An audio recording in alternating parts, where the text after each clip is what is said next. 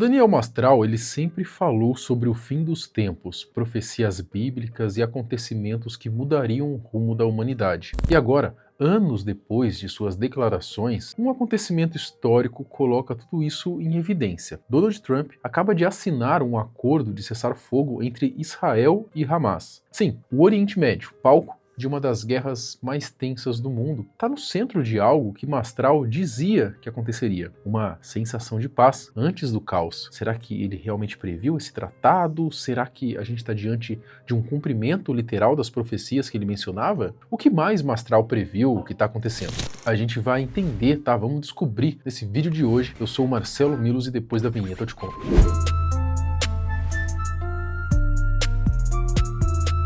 O que pode ter marcado o primeiro sinal de uma possível paz aconteceu no fim de setembro, quando o governo dos Estados Unidos apresentou um plano voltado para tentar pôr fim ao conflito entre Hamas e Israel. Esse plano de paz foi apresentado no fim de setembro pelo presidente norte-americano e negociado tanto com Egito, Catar e também Turquia.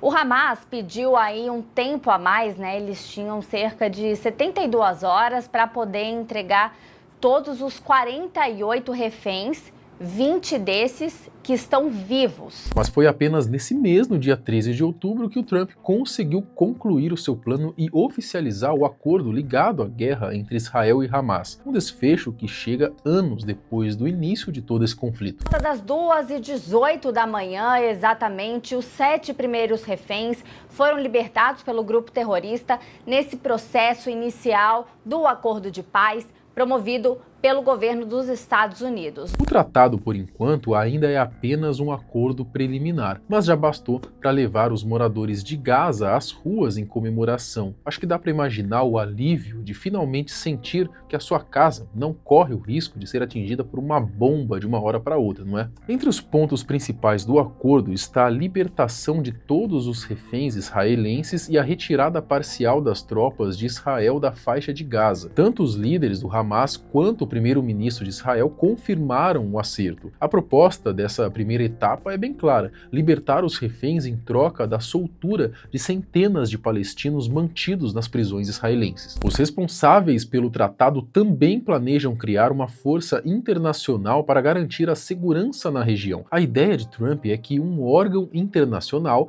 assuma a supervisão de uma administração palestina e coordene todo o processo de reconstrução de Gaza. Inicialmente, a Casa Branca sugeriu que o ex-primeiro-ministro britânico, Tony Blair, ele liderasse essa força, mas a proposta não agradou muito o Hamas. Por isso, as negociações estão meio que num processo de espera, tá, nesse ponto. Até agora, tudo o que aconteceu foi apenas a primeira etapa do acordo. O processo está em andamento, mas uma guerra desse tamanho está longe de ser resolvida de uma forma simples. Uma segunda fase de negociações ainda será necessária para tratar de pontos delicados que levantam dúvidas sobre onde esse acordo realmente vai chegar. Entre os temas que devem dominar essa segunda fase de negociações está, por exemplo, a exigência de Israel para que o grupo palestino entregue suas armas e deixe Gaza de vez. Além disso, os israelenses querem garantir que o governo pós-conflito do território palestino não fique nas mãos nem do Hamas e nem da autoridade palestina, que atualmente administra a Cisjordânia. Do outro lado, o Hamas cobra a retirada total das tropas israelenses e quer impedir qualquer possibilidade de novos ataques no futuro.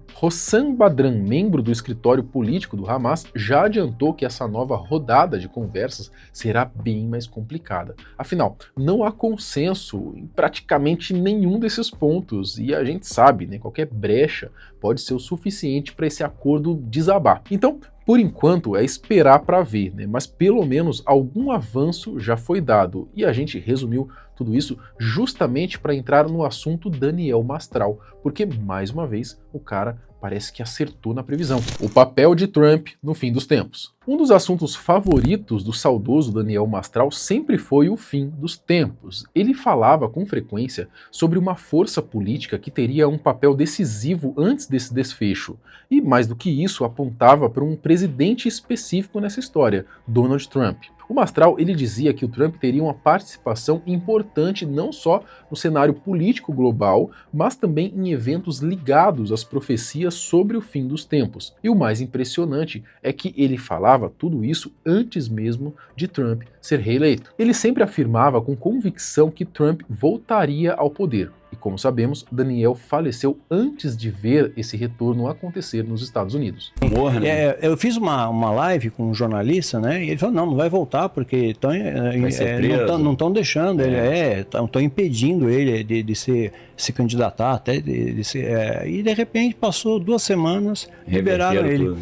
Mas eu já faz parte da agenda, né? Sim. Ele tá lá e Israel gosta muito dele. O Mastral, ele acreditava que Trump não seria apenas mais um político, mas alguém usado para cumprir um papel estratégico em eventos que antecederiam o fim da humanidade. E por incrível que pareça, isso acaba fazendo sentido dentro da narrativa que ele sempre defendeu. Então vê ele como uma referência. Ele vai ter um papel importante, então. Importantíssimo. É o primeiro cavaleiro do Apocalipse. No meu entender de ser o primeiro. Né? Ele vai trazer a falsa paz. O primeiro é o anticristo ou não? O anticristo. Ao longo de seus mandatos, o Trump tomou decisões que tiveram um impacto global e esteve no centro de acontecimentos importantes, especialmente quando olhamos sob a ótica do que está escrito na Bíblia. Israel e o Oriente Médio, por exemplo, foram palco de muitas dessas ações que Mastral dizia carregar um peso profético. 2016, né? Depois já veio 2018 e completou, né, os 70 anos. E depois disso o Trump assume e começa a fazer uma série de coisas ali. Então, eu vejo toda essa coisa sendo pavimentada. Isso favorece o grande reset. A forma como o Trump age quando o assunto envolve essa região só reforça ainda mais o que Mastral dizia. Cada movimento dele no Oriente Médio parece se encaixar perfeitamente na narrativa que o escritor construía sobre eventos proféticos e o fim dos tempos. Estão pavimentando. Quando o Trump, curiosamente, o 45º presidente norte-americano, sabe que para o satanismo, para a numerologia cabalística satânica, que é diferente do cabalá judaico, ela é modificada, ela é adaptada para o satanismo, o número 9 tem uma representatividade muito grande. Tem para os judeus também, e para os satanistas também tem, né, por outros motivos.